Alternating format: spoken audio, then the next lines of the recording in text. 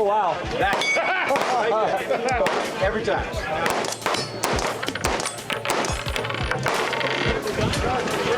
Okay. That's interesting. That is really interesting.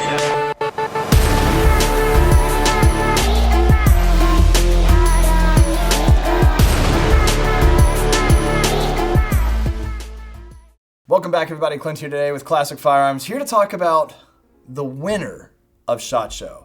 Of course, we got to cover a lot of ground. We got to see a lot of neat things, some not so neat things, but we got to see a lot of innovative things as well. So what we're talking about today, we're going to have, well, 3 categories, right? We're going to have a rifle category, a pistol category, and also an accessory category for what we think won SHOT Show, in our opinion.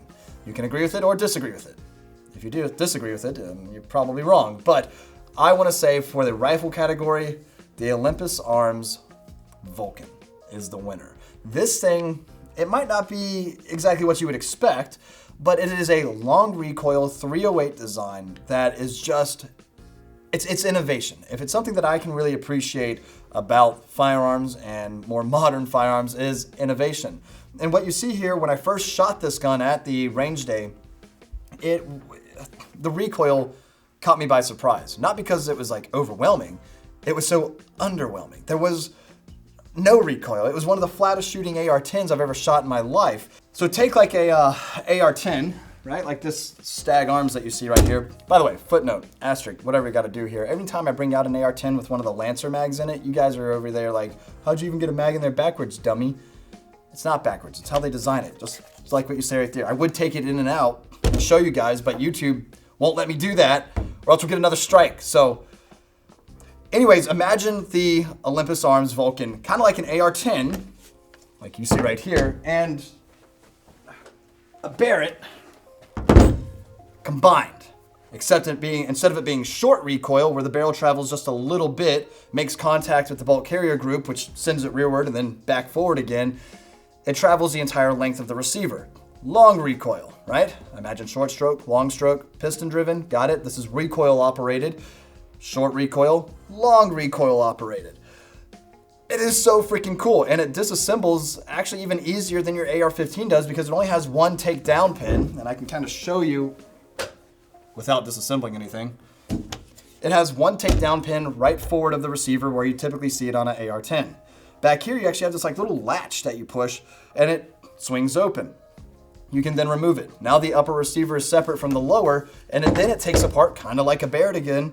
It just breaks apart.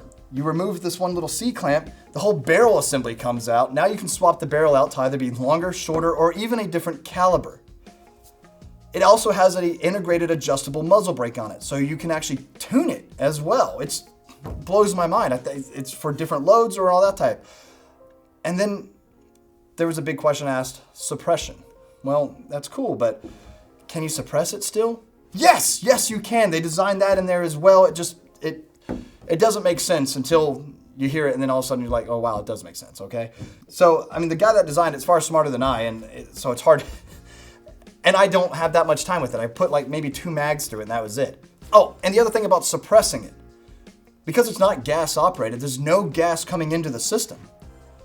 So it shoots probably cleaner than any other suppressed type firearm out there also. Imagine like a bolt gun, right? You're the one operating the bolt gun. You're the mechanical system in that sense. This is still semi-auto. Again, long recoil operated. And you can add a suppressor to it. It's still gonna work and add that weight at the end of the barrel with those expelling gases.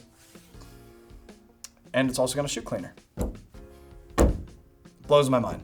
AR-10 accessories as far as stock, grip, magazine goes, but a lot of other things, yeah, they're gonna be proprietary. It's a whole new gun in my mind. Does it need a buffer tube? Doesn't need a buffer tube. Right, doesn't need a buffer tube either. Everything's, the recoil assembly and all that is within the receiver. So if you wanted to shoot it with or without a stock or a side folding stock, you can do that. It is just a super cool design, something that I think absolutely wins SHOT Show hands down because you just don't see that type of innovation on the market all that often. You kind of see like redesigns of other products and stuff like that. To be completely honest with you, I don't remember the last time I saw even a long recoil anything. So that was a really cool thing to see. Granted, you know, you can think about other manufacturers coming out with yet another short stroke piston driven gun. That seems to be the way everybody's going. Nothing wrong with that. That's cool, but it's not really all that innovative, right? Or like a FN Scar that takes AR-10 mags. Cool. Yeah, that's awesome, but whole new gun, whole new design. The Olympus Arms Vulcan won it in my mind. Let me know down in the comment section below if you guys agree, disagree. Think we should get one in to give away? Olympus, if you're watching, talking to you. So I think that'd be a pretty fun thing. So let me know again down in the comment section what you think. If you think that this did not win as far as rifles go, SHOT Show 2023, let me know what you think did win, and I'll debate you about how you're wrong. So I'm just kidding, guys. Kind of. But again, I want to hear from you guys. Want to thank you, of course, for tuning in. As you right now, we are struggling a little bit on YouTube, so make sure you are subscribed to our Outside the Warehouse channel and also subscribed on Rumble. Yes, we are on Rumble, a platform that actually seems to like, I don't know, what's it called? Freedom of speech? So